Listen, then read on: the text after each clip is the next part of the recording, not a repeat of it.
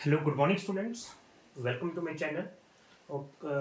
In the last lecture, we discussed exercise 7.2 and 7.1, class 9. जिसमें हमने theorems नहीं, हमने कंग्रुएंट ट्राइंगल्स के रूल्स स्टडी किए थे, ट्रिपल एस ए रूल, जितने भी रूल्स स्टडी किए थे, और 7.1 और 7.2 में इनको हमने अप्लाई किया था.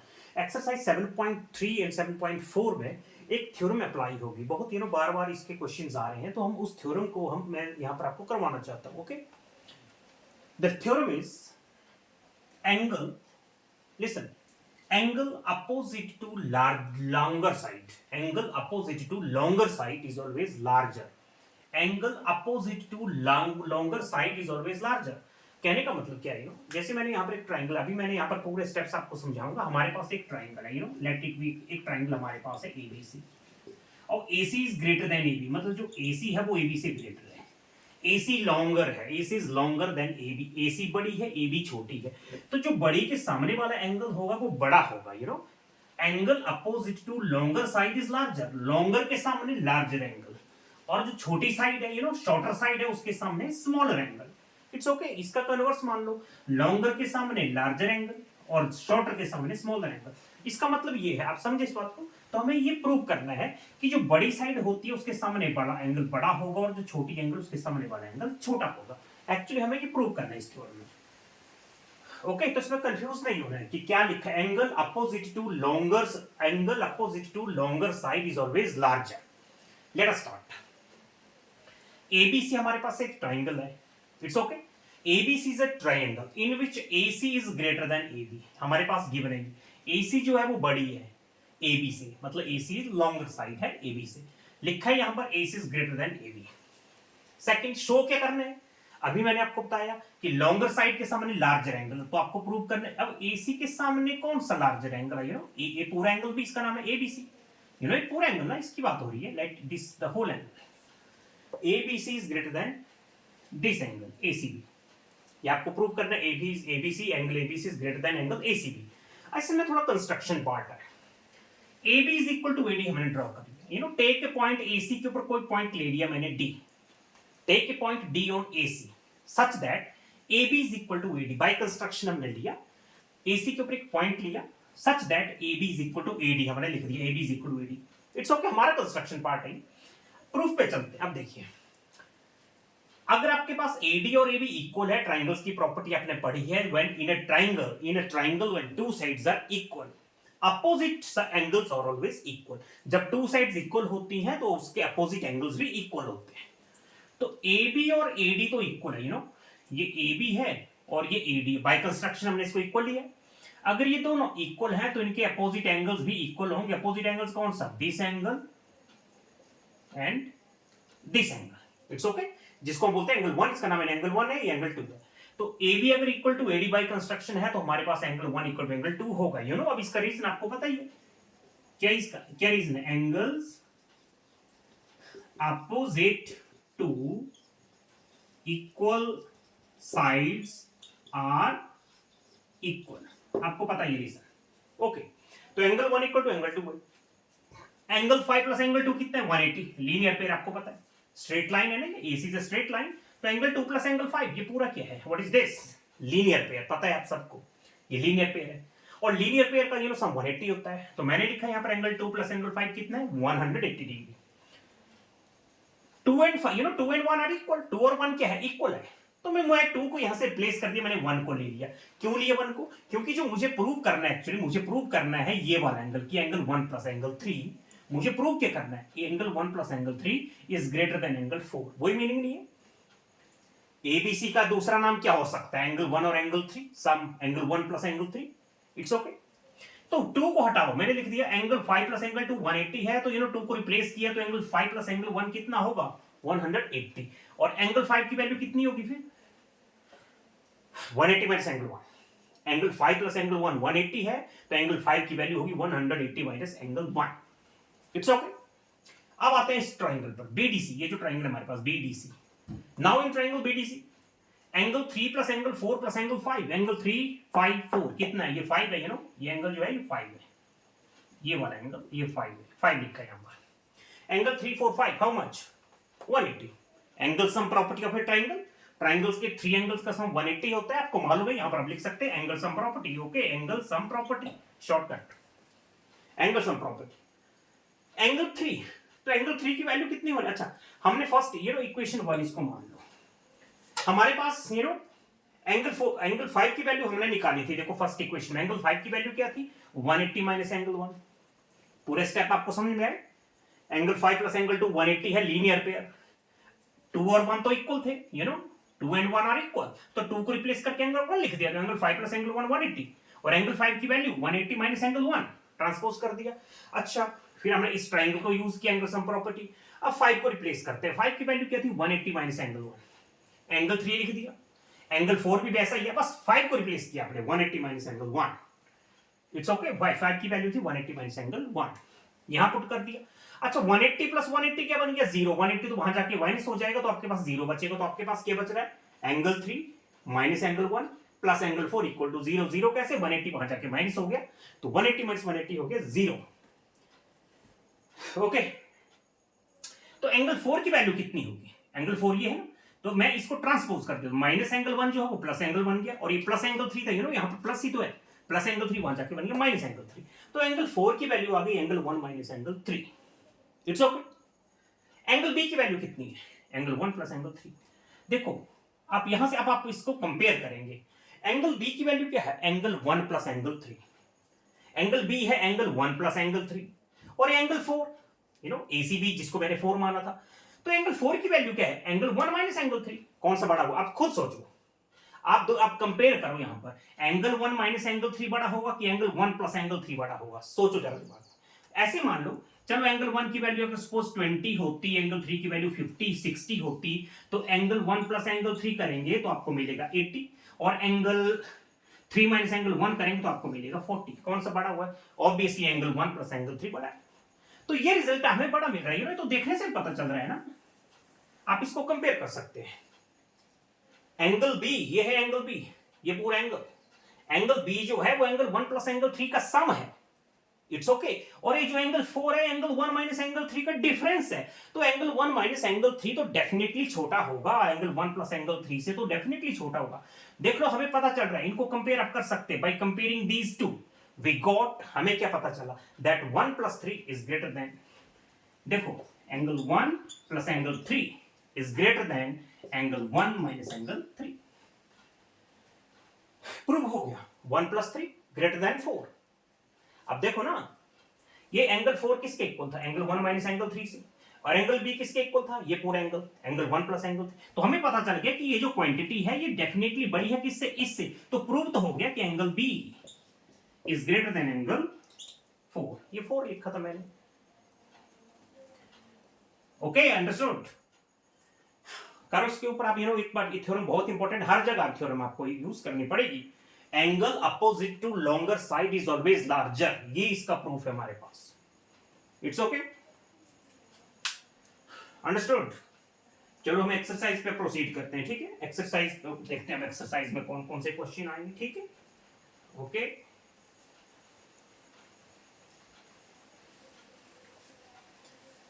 अब ये थ्योरम हम यूज करेंगे, ठीक है, अब सीधा हम लिखेंगे जहां पर ऐसा इसके रिलेटेड कोई क्वेश्चन आएगा तो हम लिखेंगे bye theorem.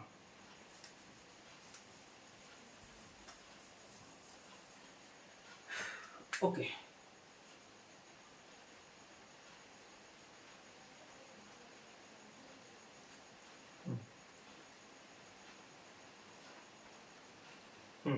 Exercise 7.3 first question, triangle ABC and DBC are isosceles triangle, triangle ABC and DBC are two isosceles triangle on the same base BC। Figure बना लेते हैं पहले, this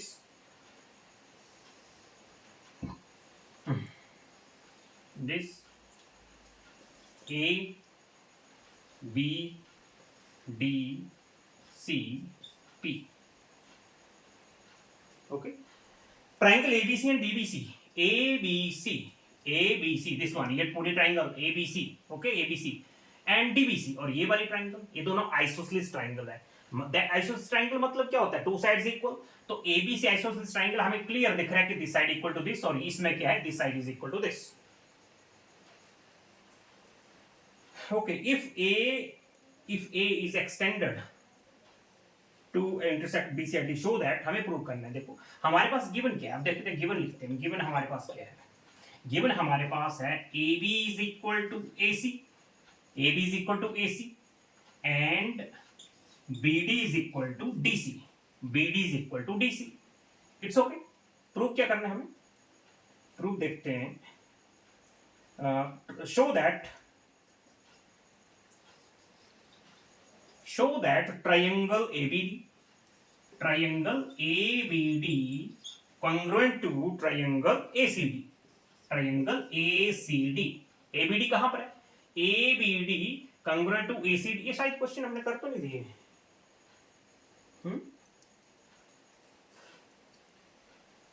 AD is altitude नहीं किया शायद, ये नहीं किया। Okay, show that triangle ABD congruent। Okay listen, अब हम फर्स्ट पार्ट प्रूव करेंगे ना, triangle ABD triangle. Okay, given हमारे पास ये है, हमें ये प्रूव करना है। प्रूफ पे चलते हैं। देखो हमारे पास प्रूफ क्या है।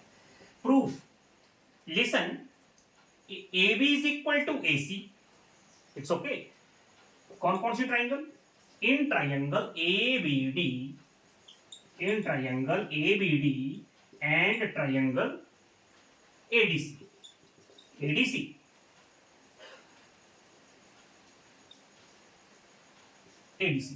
ABD एंड ADC क्या हमारे पास, क्या हमें कुछ यहाँ पर हमें कुछ इक्वालिटी यहाँ पर दिख रही है हमें, जिससे कि हम कांग्रुएंट का कोई रूल यहाँ पर बना सकते हैं। कांग्रुएंट ट्रायंगल्स का कोई रूल बनेगा। देखते हैं कौन सा रूल बनेगा। दिस ट्रायंगल और दिस ट्रायंगल की बात करूं मैं, दिस टू ट्रायंगल्स।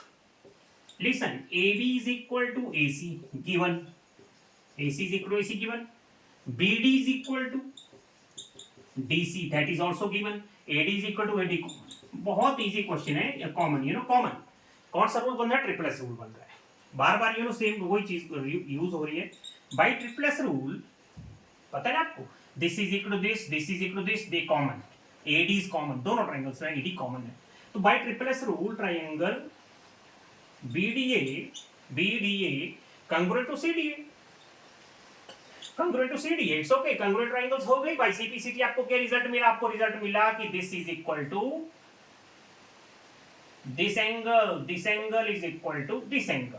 रिजल्ट हमें मिला angle 1 is equal to angle 2, CPCT। It's okay, angle 1 is equal to angle 2 मिला, और हमें क्या मिला, ये एंगल भी तो इक्वल होंगे। कोरस्पॉन्डिंग एंगल्स देखो, कोरस्पॉन्डिंग एंगल्स को पहचानो। Angle 3 is equal to angle 4, angle 3 is equal to angle 4। भाई जब इन ट्रायंगल्स को एक दूसरे के ऊपर पुट करेंगे, आप सुपर एक दूसरे के ऊपर रख देंगे, तो ये एंगल किसके ऊपर आएगा, इसके ऊपर आएगा। और ये एंगल किसके ऊपर आएगा, इसके ऊपर आएगा, लाइक दिस। और ये एंगल ये किसके ऊपर आएगा, डेफिनेटली इसके ऊपर आएगा। ये कोरस्पॉन्डिंग एंगल्स आपको पता होने चाहिए। तो हमें एक रिजल्ट मिला 1 इक्वल टू 2, दूसरा मिला एंगल 3 इक्वल टू एंगल 4। अब देखते हैं इसकी जरूरत पड़ी कि नहीं, देखते पड़ेगी तो यूज करेंगे। सेकंड पार्ट आपको क्या प्रूव करना था। ओके, फर्स्ट पार्ट प्रूव कर दिया मैंने, सेकंड पार्ट हमें क्या प्रूव करना है, यहां लिख देता हूं। सेकंड पार्ट क्या प्रूव होगा, फर्स्ट पार्ट प्रूव हो गया। ओके, अब ये इन्फॉर्मेशन इसको हम यहां पर यूज करें, आपको ये यूज करनी पड़ सकती है। देखते हैं सेकंड पार्ट क्या है, तब हम इस इन्फॉर्मेशन को यूज करेंगे। सेकंड पार्ट है triangle ABP, triangle ABP congruent to triangle ACP। कहां पर है ABP, oh this triangle ABP and ACP, ये भी congruent करनी पड़ेगी। अब देखो प्रूफ, in triangle ABP and triangle APC या ACP, हमारे पास क्या कुछ हमें इक्वालिटी दिख रही है। हमें दिख रही है AB इज इक्वल टू क्या है, AB इक्वल टू क्या है, AC गिवन। Angle 1 is equal to angle 2, देखो हमने प्रूव किया था। आगे ना इस इंफॉर्मेशन की हेल्प मिलेगी हमें, इसके बिना आप सेकंड पार्ट को प्रूव नहीं कर पाएंगे। इसलिए यहां से इंफॉर्मेशन आपको डिराइव करनी है और नेक्स्ट पार्ट में आपको यूज करनी है। ओके, तो angle 1 is equal to angle 2 and AP is equal to AP common, AP is equal to AP common है। देखो आप AB equal to AC given है, आप समझ सकते हैं। एंगल 1 इक्वल टू एंगल 2 हमने इसको प्रूव किया है। इट्स ओके, अभी प्रूव किया हमने फर्स्ट पार्ट में। और AP is equal to AP क्या है, कॉमन। अब बहुत अच्छी तरह समझ रहे हैं। कौन सा रूल बना, बस आप रूल बताओ, कौन सा रूल बन रहा है। साइड एंगल साइड, ये साइड है और बीच में एक एंगल है और ये साइड है भाई, ऐसे ऐसे रूल, साइड एंगल साइड, यहां भी देख लो साइड एंगल साइड। मैंने बहुत अच्छी तरह आपको इसके रूल्स बताए हैं, उसके ऊपर थोड़ा आपको स्टडी करनी पड़े तो कर लो प्लीज, यहां पर कंफ्यूजन नहीं होनी चाहिए। So by S S rule, मैं लिख रहा हूं बाई एस एस रूल, जगह नहीं आप यहां पर नोट कर लेना, by S S rule triangle ABD congruent triangle ACP, sorry ये आई थिंक बी था, एबीपी, हाँ ABP, that is point B, it's okay. Next part है AP bisects angle A as well as angle D. AP bisects angle A, ये तो हमने prove कर ही दिया, देखो एपी जो है वो एंगल ए को बाइसेक्ट कर रहा है कि नहीं कर रहा है, हमने तो ऑलरेडी, ये तो प्रूव हो चुका है। Yes, angle 1 equal to angle 2 का क्या मीनिंग हुआ कि एपी ने एंगल ए को 2 इक्वल भागों में डिवाइड कर दिया, तो ये तो ऑलरेडी प्रूव्ड है, इट्स ओके, इट्स ओके। या तो अभी आपने सेकंड पार्ट किया, जब आपने सेकंड पार्ट किया तो angle 1 is equal, it's okay, second part की, सॉरी हमने इसको ऑलरेडी प्रूव कर दिया, एंगल 1 और एंगल 2 ऑलरेडी प्रूव हो चुका था जब हमने ए बी डी और ए सी पी को, ए सी डी, सॉरी ये डी है, ए बी डी और ए सी डी को जब हमने कंग्रुएंट किया था तो सी पी सी डी से हमें मिला था this is equal to this. फिर इसको हमने सेकंड पार्ट को प्रूव करने में यूज किया, अभी किया ना सेकंड पार्ट को, देखो हमने लिखा A B is equal to A C, given था, ये क्या है, ये क्या है आपको मालूम है, गिवन है ये, एंगल 1 इक्वल टू एंगल 2 हमने प्रूव किया फर्स्ट पार्ट में, और AP is equal to AP common S S, it's okay. अच्छा हमें प्रूव करना था कि एपी जो है वो क्या है, एपी एंगल ए को बाइसेक्ट कर रहा है as well as angle D को, अच्छा अब हमें ये तो प्रूव कर दिया कि 1 इक्वल टू 2, अब हमें प्रूव करना है कि this is equal to this, इसको चलो 7 मान लिया, इसको 8 मान लिया, ठीक है, प्रूव हो चुका है, second part finish. Next part क्या है, angle 8 is equal to angle, ये तो मीनिंग हुआ इसका कि एपी जो एंगल ए को बाइसेक्ट कर रहा है और साथ में एंगल डी को भी, मतलब बीडीसी को भी बाइसेक्ट कर रहा है, तो बीडी को बाइसेक्ट करने का मतलब होगा कि ये एंगल और ये एंगल आपको इक्वल प्रूव करने पड़ेंगे, मतलब angle 8 is equal to angle 7 आपको ये प्रूव करना पड़ेगा, ओके। देखते हैं,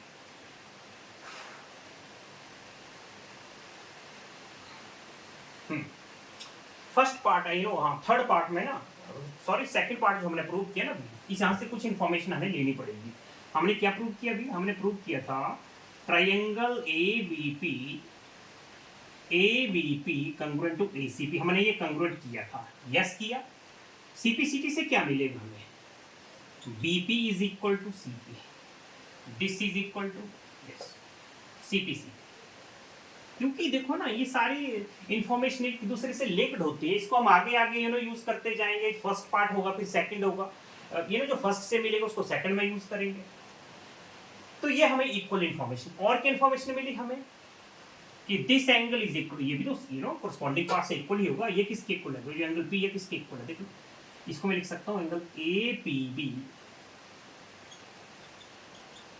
is equal to angle A P C, CPCT, this angle is equal to this angle, जब आपने कंग्रुएंट किया इनको, ठीक है। अब ये इंफॉर्मेशन हमें थर्ड पार्ट में हेल्प करेगी, हमें क्या प्रूव करना था कि angle 8 is equal to angle 7, it's okay. अब देखो इट्स ओके, हम नेक्स्ट पार्ट पे चलते हैं, कौन सा पार्ट रखा हमें प्रूव करना है, हमें यह प्रूव करना था कि angle 8 is equal to angle 7, तो यहां से जो इंफॉर्मेशन मिली उसको यूज करते हैं।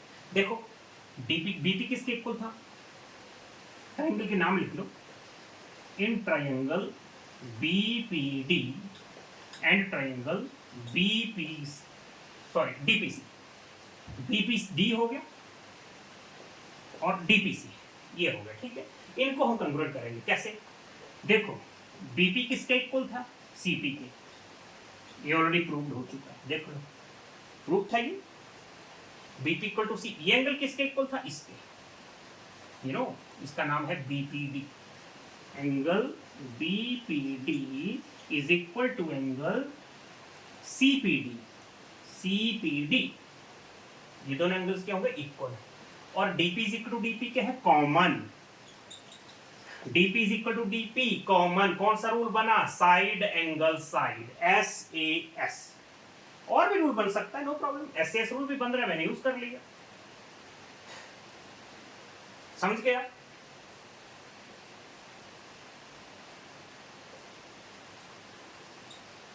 Bye S rule triangle BPD congruent to CPD, it's okay. जब आपने इन दोनों ट्रायंगल्स को कंग्रुएंट किया तो 7 is equal to 8 CP, okay.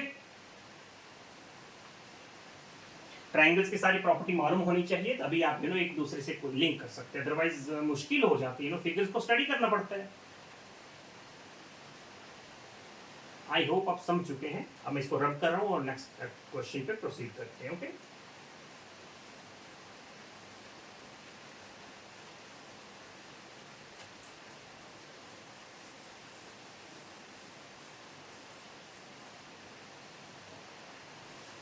Next question देखते हैं क्या है। ADs and altitude, question number 2, exercise 7.3, question number 2। Excuse me,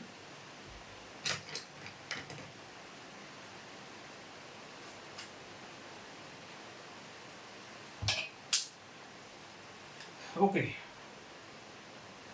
Aedes and altitude of, okay.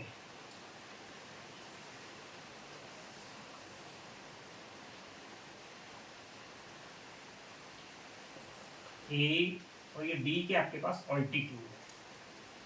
AD is an altitude of a triangle, isosceles triangle ABC in which AB is equal to AC, AB is equal to AC है, okay। isosceles triangle और AD एक altitude means 90 degree, 90 तो obviously भी क्या होगा, 90 होगा। तो आपको प्रूव करना है, show that AD bisects BC। First part, show that AD bisects BC। क्या मीनिंग है इसका?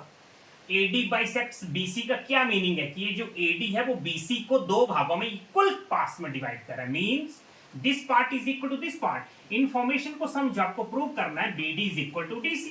आप इस लाइन में कंफ्यूज मत हो जाना ना, इसका मीनिंग यही तो है। आप इसको और में ले सकते हैं, ये प्रूव करने का मतलब यही हुआ। तो चलो प्रूव शो करना हमें, देखो तो गिवन हमारे पास क्या है, हमें प्रूव करना है। गिवन हाउ मच, गिवन आपके पास है AB is equal to AC पर वाइटनेस 1 minute, okay. AB is equal to AC given हमारे पास, ये सर। प्रूफ में चलते हैं। Proof, AB is equal to अगर AC है तो एंगल B किसके इक्वल होगा, एंगल C के। मालूम है आपको, when two sides are equal opposite angles are also equal। यहाँ पे रीजन आप दे सकते हैं, you know very well। तो angle B equal to angle T है, यहाँ भी 90 वहां भी 90 है। क्या लिख सकते हैं, angle ADB is equal to angle ADC। Given है हमारे पास 90 डिग्री है और AD is equal to AD common है। कौन सा रूल बना, कौन सा रूल बना, ये एंगल इक्वल है। यहां तो RHS रूल भी बन सकता है और एंगल साइड भी बन सकता है, देख सकते हैं। RHS में क्या होता है, RHS में क्या होता है, राइट एंगल होना चाहिए, यस राइट एंगल यहां भी है यहां भी। हाइपोटेन्यूज सेम होनी चाहिए, यस हाइपोटेन्यूज सेम है, और एक साइड कॉमन होनी, इक्वल होनी चाहिए, तो साइड इक्वल ही तो है, ये साइड इक्वल ही तो है। तो RHS रूल भी बन सकता है और एंगल साइड भी बन सकता है। यहाँ पर दो रूल बन सकते हैं, RHS एंड एंगल साइड। ये दो रूल आप अप्लाई कर सकते हैं, RHS एंड AS कैसे, एंगल साइड, एंगल साइड। और RHS कैसे आप देख सकते हैं, मैंने आपको बता दिया। जब आपने दोनों ट्रायंगल्स को कंक्लूड कर देंगे तो CPCT से देख लो, ट्रायंगल क्या होगा, ADB कंग्रुएंट टू ADC। जब आपने कंग्रुएंट किया तो CPCT से देखो जरा, DB किसके इक्वल आएगा, DC के तो आएगा, DB is equal to DC। Oh sorry, right